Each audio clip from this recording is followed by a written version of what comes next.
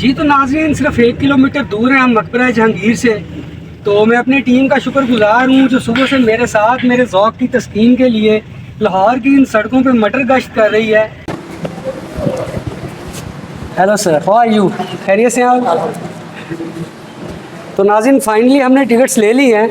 हमारे गाइड हैं उस्मान साहब, ये हमें गाइड करेंगे और हमें ये खूबसूरत सा मकबरा जहांगीर दिखाएंगे। तो आइए नाज़रीन चलते हैं। तो उस्मान साहब ये जो एंट्री पॉइंट है, इस जगह को, इस एरिया को क्या कहते हैं? बेसिकली जब हम एंटर होते हैं मकबरे के गेट से तो इसे कहते हैं अकबरी सराय। अकबरी सराय उर्दू का मतलब है, इसका मतलब बड़ा सराय, मतलब बड़ी रिहाइश का। जब बादशाह की डेथ हुई तो लोग ताज़ियत करने के लिए आते थे बादशाह को, और उस दौर में क्योंकि गाड़ियाँ वगैरह नहीं होती थी तो लोगों को रात को स्टे करने के लिए एक जगह अवेलेबल होनी चाहिए थी। तो उन्होंने काइंड ऑफ रेस्ट हाउस ये बनाया। इसमें 180 कमरे हैं इसकी सराउंडिंग में। तो यहाँ पे वो लोग जो है रात को मर्चेंट्स वगैरह जो होते हैं, ताजर वगैरह, और यहाँ पे जो लोग आते हैं ताज़ियत के लिए, वो रात को स्टे करते थे। नाज़रीन कराम, मैं इस वक्त शाहजहां की 450 साल पहले बनाई गई मस्जिद अकबरी सराय मस्जिद के बाहर खड़ा हूँ। तो आइए आपको अंदर से ये तारीख़ी मस्जिद दिखाते हैं जिसमें अभी रेनोवेशन का काम चल रहा है। वर्ल्ड सिटी अथॉरिटी और इंतज़ामिया बहुत अच्छा काम कर रही है। जी सर, इस वक्त हम मौजूद हैं दिलकुशा बाग में। ये नूरजहाँ का सबसे पसंदीदा बाग था। ये जहांगीर के साथ रात को वॉक करते थे यहाँ पे। ये सुपरवाइजरी में बना था, उन्होंने खुद यहाँ पे मौजूद होकर ये मकबरा बनवाया। और इसके 4 मीनार हैं। एक मीनार की ऊंचाई 98 फीट है और बादशाही मस्जिद से इसका फासला तकरीबन 3.5 किलोमीटर है।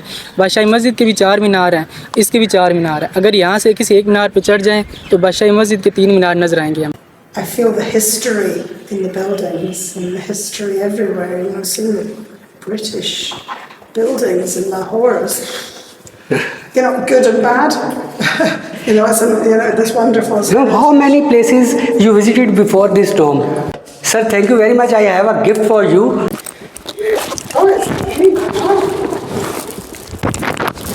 that's beautiful.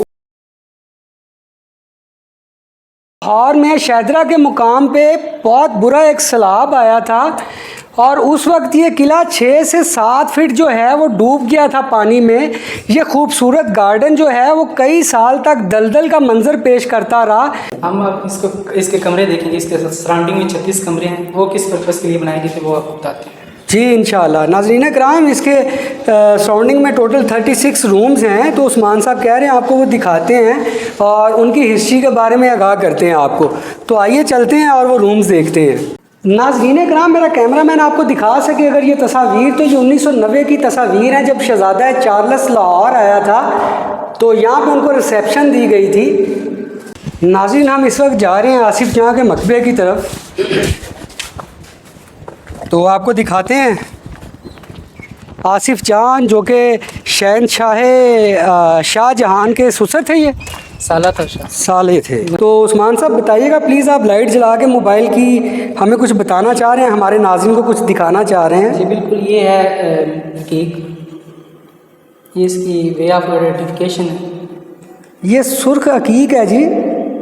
अंग्रेज़ों ने सिखों को बदनाम करने के लिए एक और साजिश खेली कि सिखों ने तमाम मकबरों किलों से कीमती पत्थर चुराए, मगर ऐसा उन्होंने खुद किया। हिंदुस्तान का सबसे बड़ा डाकू यही अंग्रेज़ था। हंसाएगा फिर भी मगर ये मुगल के शुगर, बने हैं मुगल के शुगर,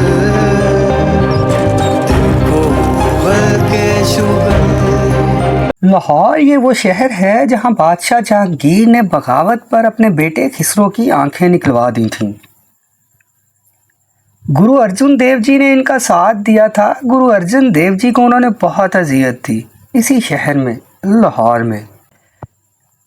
यही वो शहर था जब जहांगीर के मुजालिम से तंग आकर गुरु अर्जुन देव जी रावी में स्नान करने उतरे, फिर कभी वापस ना आए।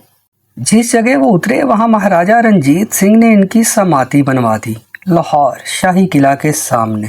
गुरु साहब वो थे जिन्होंने ग्रंथ साहब कमाइल की गोल्डन टेम्पल का संगे बुनियाद रखा और हजरत मियाँ मीर सरकार से रखवाया। इसी शहर में जहांगीर का बेटा शाहजहां पैदा हुआ।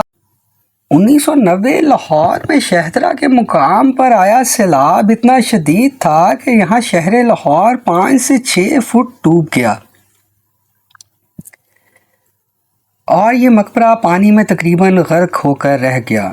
ये बाग एक दलदल का मंजर पेश करने लगा। मगर वॉल सिटी अथॉरिटी, हुकूमत पंजाब और इंतज़ामिया ने अनथक मेहनत और ख़ुसूसी तवज्जो से इसको इसकी असल शक्ल में बहाल कर दिया। इस बागे दिलकशां के चारों तरफ सुराए हैं, एक तरफ मस्जिद तो एक तरफ आसिफ जहाँ का मकबरा, मलका नूर जहान का भाई आसिफ जहाँ, जिनकी सियासी चाल बाजियों का एक ज़माना मौतरफ था। हर कोई इनसे डरता था। हत्ता कि थॉमस ने लिखा कि दरिया में रहते मगरमच्छ से वैर नहीं लिया जा सकता। यहाँ जाने कितने थे जिन्होंने सिर्फ इसलिए जान गंवाई कि वो बादशाह के मंसूरे नज़र थे या बादशाह बनने का ख्वाब देख बैठे थे, और पता नहीं कितने मेहनत कशों और किसानों का खून निचोड़ कर बादशाह के लिए चिराग जलाने पड़े। जहांगीर ही का दौर था जब ईस्ट इंडिया कंपनी बरसगीर में तिजारत के लिए इजाज़त चाहती थी। कभी विलियम हॉकन तो कभी थॉमस रॉय यहाँ आते, यहाँ बैठकर इंग्लिस्तान में खतूत लिखते और बादशाह की नवाज़शात का जिक्र करते और वहाँ के ब्यूरोक्रेसी सर्कल में अपनी धाक बिठाते। बादशाह जहांगीर समुंदर पार से आए लोगों को यहाँ तिजारत की इजाज़त नहीं देना चाहता था, और शाहजहां भी यानी शहजादा खुर्रम भी ये इजाज़त का अख्तियार अपने हाथों में रखना चाहता था। 17वीं सदी के शुरू में ये सिलसिला शुरू हुआ और 19वीं सदी के दरमियान में अंग्रेज़ पूरे बरसगीर पर काबिज हो गए। मलका नूर जहान के साथ दफन होने की ख्वाहिश लिए बादशाह जहांगीर कश्मीर के रास्ते में चल बसे थे। इनकी अंतरियां निकाल कर वहीं दफन करना पड़ी और बाकी जस्ते खाकी यहाँ लाया गया। बादशाह की ख्वाहिश थी कि इन्हें वहाँ दफन किया जाए जहाँ इन पर बारिश की फुहार पड़ती रहे और ठंडी हवा कब्र पर चलती रहे। बिस्तरे मर्ग पर भी ऐसी आरामगाह की ख्वाहिश के रोब और दबदबा मरने के बाद भी कायम रहे। मलका नूर जहां ने पासे मोहब्बत निभाया और लाखों रुपए की लागत से यह मकबरा तामीर करवाया। इस हौज में अर्के गुलाब डालकर नूर जहान के साथ गुस्ल किया करते थे, नहाया करते थे। 500 बरस से कायम ये मकबरा कई बार उजड़ा, कई बार बना। अंग्रेज़ों ने यहाँ से रेलवे लाइन बिछाकर ट्रेनों की आमदोरफ्त शुरू कर दी थी। फिर बाद में इस पटरी को दूसरी जगह मुंतकिल किया गया। थॉमस रॉ शोहरत का तालिब एक अंग्रेज़ डिप्लोमेट जहांगीर के दरबार में आया और ख़ुद को जहांगीर के पहलू में बैठने का दावेदार कहता है कि बादशाह के लिबास में ऐसे कीमती हीरे जुड़े थे कि देखने वालों की आंखें चुंधिया जाती थीं। ये बादशाह हीरे यूं इकट्ठे करते थे जैसे कि पहनने ना हो बल्कि इनसे कोई इमारत तामीर करवानी हो। जॉन मिल्टन, जिन्होंने 1670 में बुक पैराडाइज लॉस्ट लिखी, तो लाहौर को मुग़ल सिफ्त का मरकज़ माना। ये कुआं जो आप देख रहे हैं ये इस वक्त इस मकबरे के चारों ओर थे। यहाँ से मकबरे के गुंबद और मीनारों का नज़ारा देखने लायक है। आज मनो मटी तले सोया शहनशाह जहांगीर कभी यहाँ बागे दिलकशां में मलका नूर जहान की हाजिर जवाबी सियासी बसीरत से लुत्फ़अंदोज़ होता था। नूर जहान इसकी 20वीं और आखिरी बीवी थी जिसके शौहर शेर अफगन को कत्ल करवाकर उसने हासिल किया था। तारीखदान लिखते हैं कि इसे नूर जहान के होते हुए एक बोतल शराब और 8 सेर गोश्त के सिवा और कुछ नहीं चाहिए था। हिंदुस्तान के सिक्कों पर नूर जहान का नाम सख्त था और कोई भी शाही फरमान इसके दस्तखत के बिना जारी ना होता था। नाज़रीन कराम, बहुत कम लोग जानते हैं कि बादशाह जहांगीर मारगिला आज के इस्लामाबाद में भी ब्याहा गया था, सुल्तान सारंग के यहाँ, जिसकी खाल जिंदा शेर शाह सूरी ने खिंचवा दी थी क्योंकि वो मुग़लों का वफादार था। और फिर यूं सारंग और बाबर की दोस्ती जहांगीर के अहद में रिश्तेदारी में बदल गई। आज का सातपुर जहांगीर की इस बीवी को तोहफे में दिया गया था। कभी सातपुर का नाम पूर पावली था। ये गांव मारगला की पहाड़ियों में मौजूद है। जहांगीर ऐशो इशरत का दल दादा था। लेकिन ईस्ट इंडिया कंपनी को तिजारत की इजाज़त ना देने का फ़ैसला बहुत अच्छा था। बहुत लूट मचाई अंग्रेज़ों ने बरसगीर में। दादाबाई और शशि थरूर जैसे मोरखीन लिखते हैं कि अंग्रेज़ों ने अपने दौरे इक़्तिदार 1765 से 1938 तक हिंदुस्तान से 92 खरब पाउंड लूटे, यानी 9.2 ट्रिलियन पाउंड। 1700 ईस्वी में आलमगीर के ख़जाने में 10 करोड़ डॉलर थे, जो कि आलमी मईशत का 27% थे। और जब अंग्रेज़ हिंदुस्तान से निकला तो बरसगीर पाको हिंद का आलमी मईशत में हिस्सा सिर्फ 3% था। 1770 बंगाल में कहत पड़ा तो हिंदुस्तान की 3 करोड़ आबादी में से 1 करोड़ भूख से मर गए।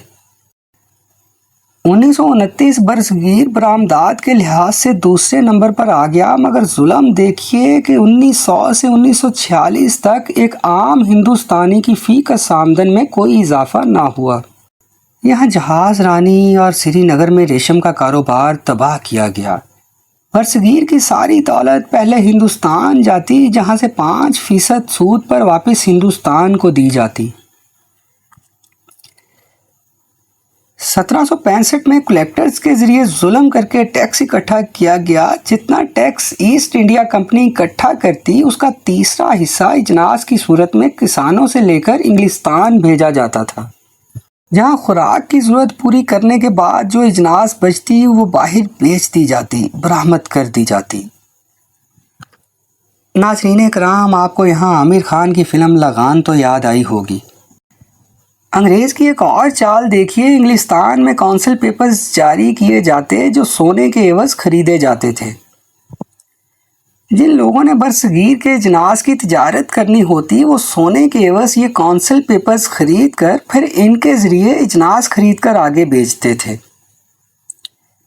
यूँ आया है दौलत से इंग्लैंड में सनती इंकलाब, और यहाँ हमारे पाको हिंद के लोग अंग्रेज़ों की बिछाई रेलवे लाइनों, सुरंगों, इमारतों की कहानियाँ सुनाते हैं। तो उन लोगों से अर्ज़ ये है कि सारी लूट मार के लिए ये सब कुछ करना ज़रूरी था। हमारी मोहब्बत, अमीर व तरक्की में वो ये सब नहीं कर रहे थे, हमें लूट रहे थे, भूखा रख रहे थे, मार काट रहे थे, खुद जंगें लड़ रहे थे, नए नए शहर फतह कर रहे थे, और कारोबार के लिए मार्केट में नई नई मंडियाँ ढूंढ रहे थे। इस फ्रॉड के ज़रिए वो हमें लूट रहे थे। बात कहीं की कहीं निकल गई। चलिए आसिफ जाह के मकबरे पर चलते हैं, जो शाहजहां ने बनवाया था। शाहजहां ने फ़न तामीर के कई दिलकश शाहकार बनवाए। कहते हैं कि दुनिया में 2 तरह के लोग हैं, एक वो जिन्होंने ताजमहल देखा है और दूसरे वो जिन्होंने ताजमहल नहीं देखा। ये मकबरा अपनी आखिरी सांसें ले रहा है, फिर भी इंतज़ामिया वर्ल्ड सिटी अथॉरिटी इसको अपनी अनथक मेहनत से महफूज रखे हुए है। अंग्रेज़ों ने सिखों को बदनाम करने के लिए एक और साजिश खेली कि सिखों ने तमाम मकबरों, किलों से कीमती पत्थर चुराए, मगर ऐसा उन्होंने खुद किया। हिंदुस्तान का सबसे बड़ा डाकू यही अंग्रेज़ था। 400 साल पुराना है आसिफ जाह का मकबरा। सैलाब और मौसम की सख्तियां झेलने के साथ हमारे आजकल के दिल फेंक आशिकों की महबूबाओं के नाम से भरा पड़ा है। 8 दरवाजे, 8 दहलीज़ें, कब्र के तावीज़ पर अल्लाह के 99 नाम। इस मकबरे का तर्ज तामीर एक शाहकार है। कभी इसके गिर्द पानी की एक नहर हुआ करती थी। 1880 ब्रिटिश दौर में इसकी मुरम्मत की गई। आसिफ जाह की बेटी शाहजहां की दूसरी बीवी थी। मलका नूर जहां ने बहुत कोशिश की कि इसका दामाद शहरियार, जो इसकी अकलौती बेटी लाडली बेगम का शौहर था, बादशाह बन जाए। लेकिन आसिफ जाह अपने दामाद शाहजहां के लिए कैंपेन चला रहा था, और फिर वही हुआ जो इन कामों में होता है। नूरजहां की इकलौती बेटी लाडली बेगम, जो शेर अफगन से थी, इसके शौहर शहरियार की आंखों में गर्म सलाइयाँ फेर कर मरवा दिया गया। फिर आखिर शाहजहां बादशाह बना। आसिफ जाह तो नूरजहां को कैद करवा चुका था, लेकिन शाहजहां ने इसे बाइज्जत बरी किया और 2 लाख वजीफा मुकर्रर किया, और उसके मरने के बाद बेहतरीन सा मकबरा इसी बागे दिलकशां में ही बना दिया।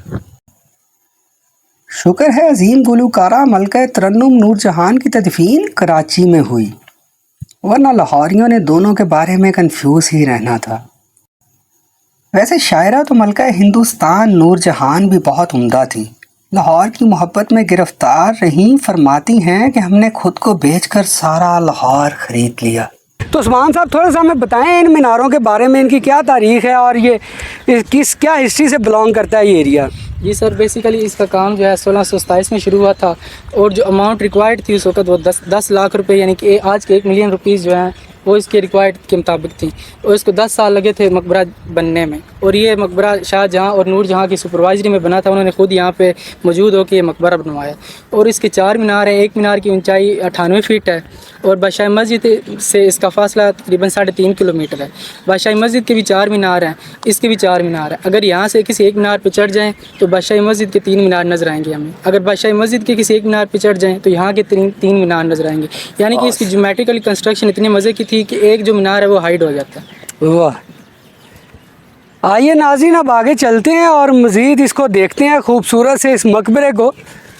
नाज़रीन वीडियो में आगे बढ़ने से पहले हमारे इस यूट्यूब चैनल मुग़ल के शुगल को सब्सक्राइब कर लीजिए और बेल आइकन को प्रेस कर लीजिए ताकि आपको हमारी हर नई आने वाली वीडियो का नोटिफिकेशन बर वक्त मिल सके। उस्मान साहब ये खूबसूरत पत्थर हैं, इसके बारे में हमारे नाजरीन को थोड़ा सा बताएं कि ये कौन सा पत्थर है, कहाँ से लाया गया, उस वक़्त यहाँ तक ये इतने बड़े पीसीस कैसे पहुँचे और इनकी क्या हिस्ट्री है, इस पत्थर का नाम क्या है? सर ये जो पत्थर है इसको कहते हैं संगे बादल। संग मतलब पत्थर, बादल मतलब ये बादल की तरह दिखते हैं, इसलिए संगे बादल कहते हैं। इसमें तकरीबन 250 पीस लगे हुए हैं और इसको राजस्थान से लाया गया था। नाज़रीन कराम, राजस्थान से लाया गया ये खूबसूरत पत्थर संगे बादल जिसको कहते हैं, इस मकबरे की शान और शौकत को और ज़्यादा निखार रहा है, बढ़ा रहा है। तो आप जब भी मकबरा जहांगीर आएँ तो चलते हुए इस फ़र्श पे इन पत्थरों को ज़रूर देखें। फ़न तामीर का एक अजीम शाहकार आपको मिलेगा। आइए नाज़रीन आगे बढ़ते हैं।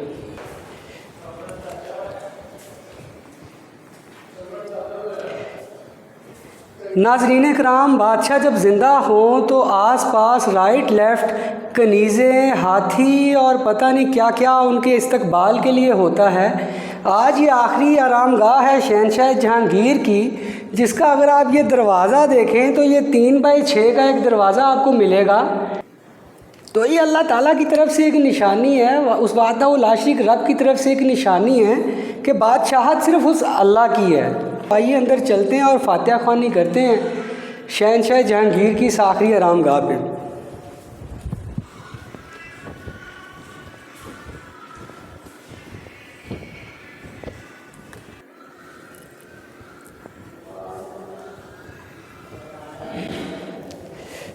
उस्मान साहब, इसका हेड और टेल साइड कौन सी है? हेड और टेल साइड कौन सी है इसकी? ये हेड साइड है, ये हेड साइड है और ये टेल साइड है। नाज़रीन दाखिल होते ही, अगर दाखिल हों आप और आपके अंदर आते ही, ये राइट साइड जो है हेड साइड है और जो लेफ़्ट साइड है वो टेल साइड है। उस्मान साहब हमें थोड़ा सा बताइएगा अज़ीम शहंशाह नूरुद्दीन मोहम्मद जहांगीर के बारे में, इनकी तारीख़ पैदाइश, इनके दौरे हुक्मरानी के दौर की कुछ चीज़ें और फिर इनकी डेथ कैसे हुई, इनकी मौत कैसे वाक़या हुई। तो ज़रा तारीख़ के पन्नों को थोड़ा सा खंगालें और हमें भी थोड़ा सा मालूमात फ़राहम करें। जी सर, 1569 में इसकी जो है पैदाइश हुई थी। तो इसकी डेथ इस तरह हुई कि ये आ रहा था कश्मीर से लाहौर, रास्ते में इसकी डेथ हो गई और इसकी ख्वाहिश थी कि मुझे यहाँ पे दफनाया जाए, क्योंकि नूरजहाँ का सबसे बेहतरीन और पसंदीदा बाग था। तो इसकी ख्वाहिश थी कि मुझे यहाँ पे दफनाया जाए। जब इसे ला रहे थे उसके ऑर्गन्स जो हैं डिकम्पोज होना शुरू हो गए, मतलब दिल, लंग्स, फेफड़े, मतलब जो होता है। तो उसको गुजरात जो है पाकिस्तान में दफन किए गए, उसके जो ऑर्गन्स है, और उसकी जो बॉडी है यहाँ पर दफन की गई है। उधर शीशा भी लगा हुआ है सर? नहीं सर, ये दरवाज़ा नहीं है। नाज़रीन कराम, ये उस वक़्त के संगे मरमर के खूबसूरत दरवाज़े हैं और ये जो सेंटर वाला पीस है ये संगे मरमर से दोबारा बनाया गया है। ये जो डोर है और इसको परमानेंटली क्लोज़ कर दिया गया है, इस तरह से जोड़ा गया, बनाया गया है। उससे पहले ये दरवाज़ा था जो खुलता था और आने जाने का रास्ता था।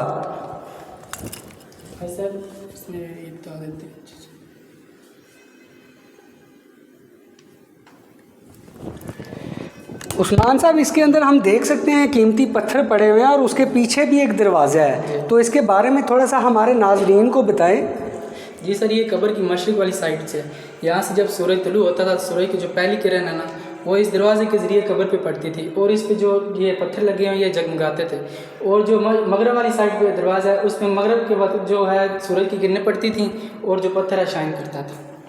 नाज़रीन कराम, शहनशाह जहांगीर की ख्वाहिश थी कि जब वो मरें तो उनको ऐसी जगह पे दफनाया जाए जहाँ पे उनकी कब्र के ऊपर जो है वो बारिश की फुहार पड़े और ठंडी हवा के झोंके उनकी कब्र को छू के गुजरें। तो ये फ़न तामीर का एक अजीम शाकार उसी चीज़ को, उनकी आखिरी ख्वाहिश को मुद्देनज़र रखते हुए बनाया गया। ये वो उस वक्त के दरवाज़े हैं जहाँ से ठंडी हवा जो है और सूरज की किरणें जहांगीर की इस आखिरी आरामगाह इस कब्र को छूती हुई गुजरती थी। आइए नाज़रीन, वीडियो में आगे बढ़ते हैं और आपको मज़ीद दिखाते हैं इस मकबरे के बारे में।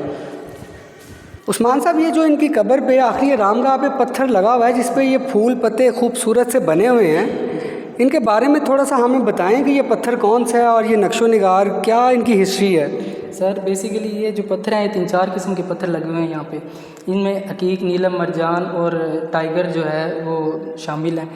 ये सेमी पर्शियन स्टोन है ये वाले जो है ना, और ये जो सब्ज़ है ये रिप्लेस किया गया, ज़हर मोरा इसका नाम है, ये रिप्लेस किया गया था। मतलब 1801 में यहाँ पे सिख आए, रंजीत सिंह आया, उसने जो सेमी पर्शियन स्टोन थे वो उखाड़ लिए, सोना, चांदी, हीरे, जवाहरात, और अमृतसर इंडिया में गोल्डन टेम्पल बनवा लिया। रंजीत सिंह ने, आप ये कह रहे हैं कि इनमें से हीरे जवाहरात निकलवा के तो गोल्डन टेम्पल जो है इंडिया में उसकी तामीर करवाई, उसमें वो सारे कीमती पत्थर लगवाए, इस्तेमाल कर लिए। तो अभी ये अकीक, मरजान और कौन कौन से हैं ये? टाइगर, रूबीज़, नीलम। और ये जो वाइट पत्थर है ये कौन सा है जी? संगे मरमर है। संगे मरमर। नाज़रीन, ये संगे मरमर के अंदर हकीक, मरजान और आपको बहुत सारे कीमती पत्थर मिलेंगे। नाज़रीन कराम, ये सारी मालूमात सोशल मीडिया, मुख्तलिफ़ किताबों और विकीपीडिया से ली गई है, तो इसमें बहरहाल कहीं ना कहीं गलती की गुंजाइश है। उस्मान साहब हैं, हमारे गाइड हैं, वो हमें बता रहे हैं कि इसमें बहुत सारे कीमती पत्थर थे जो कि उस वक्त महाराजा रंजीत सिंह ने उतरवा लिए अपने दौरे हुक्मरानी में, और फिर उसको भारत में जो इंडिया पंजाब है गोल्डन टेम्पल बना, उसके अंदर उन पत्थरों का इस्तेमाल किया।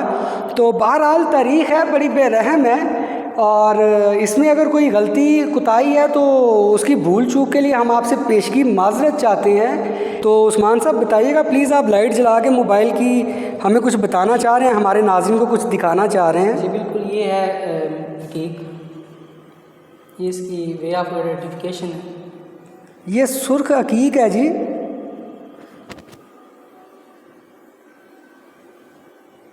इसमें जो लाइट है रिफ्लेक्ट होती है।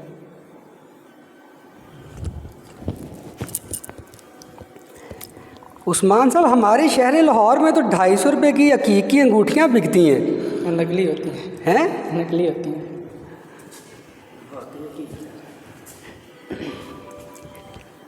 क्यों अहमद, वाकई हकीक है?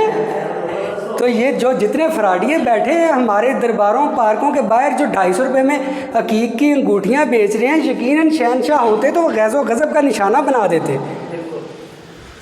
नाज़रीन कराम, ये मकबरा जहांगीर आज भी गैर मुल्की सियाहों की तवज्जो का मरकज़ है। हमारी भी मुलाकात वहाँ आए कुछ गैर मुल्की सियाहों से हुई जो कि बड़ी खुशगवार रही। आखिर में उन्हें खूबसूरत तस्बीह और इतर का तोहफ़ा दिया जिसे पाकर उनकी खुशी दीदनी थी। How are you, ma'am? Thank you, I'm fine. Thank you. What's your name, sir? So I'm Peter. I'm Sheila. Nice, sir. Nice to meet you. Where are you from, sir? We're from the UK, from England. Nice. Sir, what do you think about Pakistani culture, old heritage like this historical tomb, Jahangir tomb?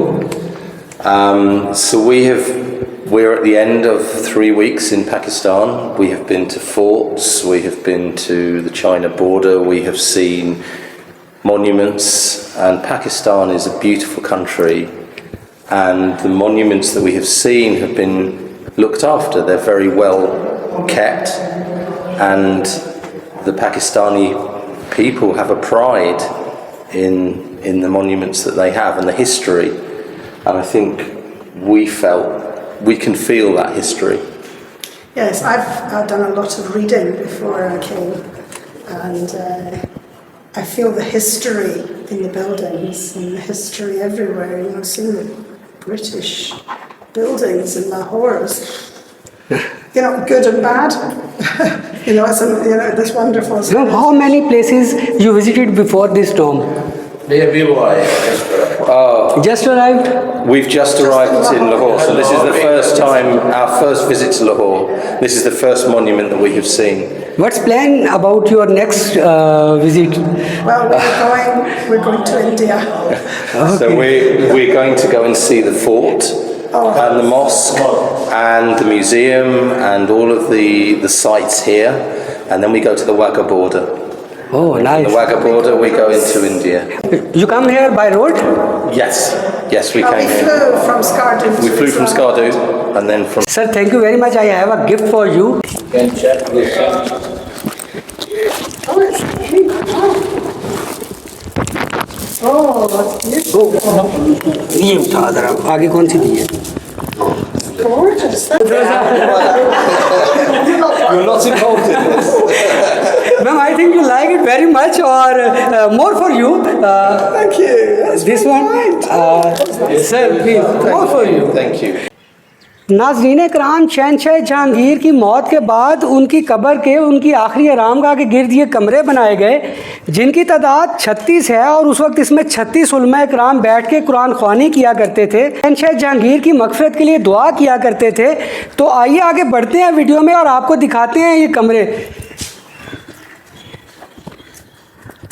Usman साहब, ये जो पत्थर के piece हैं ये उस दौर के हैं या बाद में जो कंस्ट्रक्शन और रेनोवेशन इसकी चलती रही है, ये बाद में कहीं मंगवाए गए हैं या इधर से ही टूट के गिरे हुए हैं, जो कि वर्ल्ड सिटी अथॉरिटी और आसार कदीमा ने महफूज किए हुए हैं, रखे हुए हैं, या इनको संभाला हुआ है? ये बिल्कुल ओरिजिनल पत्थर हैं, 450 साल पुराने, जिसका सबसे पहले इस्तेमाल किया गया था ये वाले पत्थर हैं। और इसके स्लाब आए थे, 3-4 तो स्लाब आए थे यहाँ पे, तो इसका कंजर्वेशन का काम दोबारा किया गया, जिसकी वजह से रिप्लेस किए गए पत्थर ये वाले।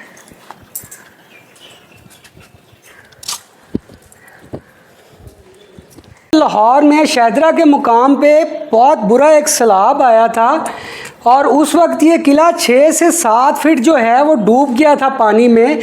ये खूबसूरत गार्डन जो है वो कई साल तक दलदल का मंजर पेश करता रहा और उस ड्यूरिंग ये तो टूट फूट जो हुई इस मकबरे में, ये उसके आसार आपको अभी भी मिलेंगे। लेकिन इसको आसार कदीमा, वर्ल्ड सिटी अथॉरिटी और इंतज़ामिया जो कि बहुत अच्छा काम कर रही है, जिसने इस मकबरे को बहुत खूबसूरत रखा हुआ है, मेंटेन रखा हुआ है।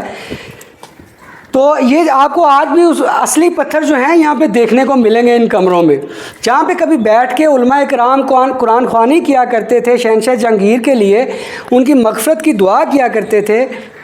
आज आपको उस जगह पे ये पत्थर मिलेंगे। तो आइए उस्मान साहब, भाईजान ने ख़ुसूसी शफ़क़त फरमाई है आपके तवस्सुत से, तो हम उस आर्ट गैलरी को देखते हैं और अपने नाज़रीन को भी दिखाते हैं।